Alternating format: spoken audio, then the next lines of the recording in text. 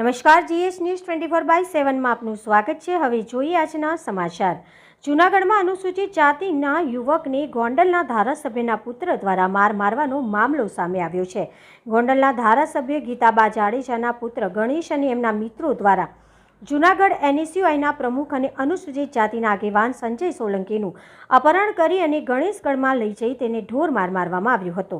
સંજય સોલંકીનું ગોંડલના ધારાસભ્યના પુત્રએ અપહરણ કરી અને માર્યો હતો। ફરિયાદ દાખલ થઈ અને એને દિવસો વીતી ગયા બાદ પણ ગણેશ જાડેજાની ધરપકડ ન કરવામાં આવતા અનુસૂચિત જાતિના લોકોમાં રોષ જોવા મળ્યો છે।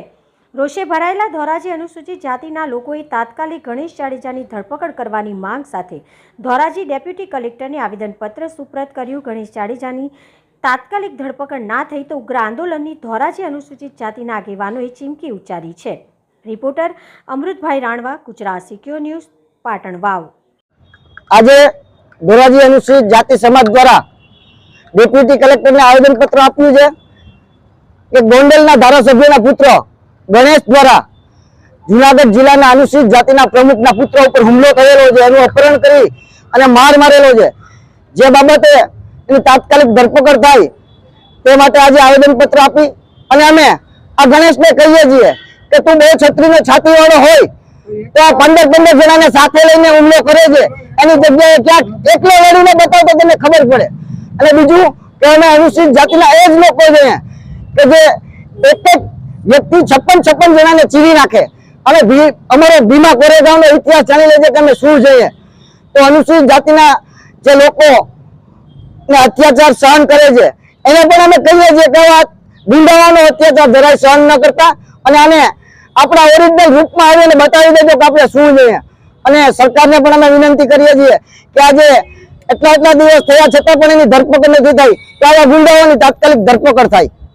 મારું નામ જયેશ ચૌધરી, દલિત આગેવાન, જૂનાગઢ જિલ્લા અનુસૂચિત જાતિના પ્રમુખ રાજુભાઈ સોલંકીના પુત્ર સંજય સોલંકી ઉપર ગોંડલના પૂર્વ ધારાસભ્ય જયરાજસિંહ જાડેજાના પુત્ર ગણેશે અને તેના 10-15 મળતિયાઓએ અપહરણ કરી અને જાનથી મારી નાખવાની કોશિશ કરી હતી।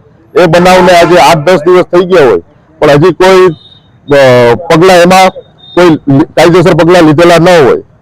હવે જો કોઈ આજ બનાવ કોઈ સામાન્ય વ્યક્તિ કરે તો તાત્કાલિક એક્શન લેવામાં આવે છે। જયરાજસિંહ જાડેજા બાહુબલી નેતા છે, એથી તેના પુત્ર ઉપર ધરપકડ કે કોઈ પણ કાયદેસરની કાર્યવાહી થતી નથી।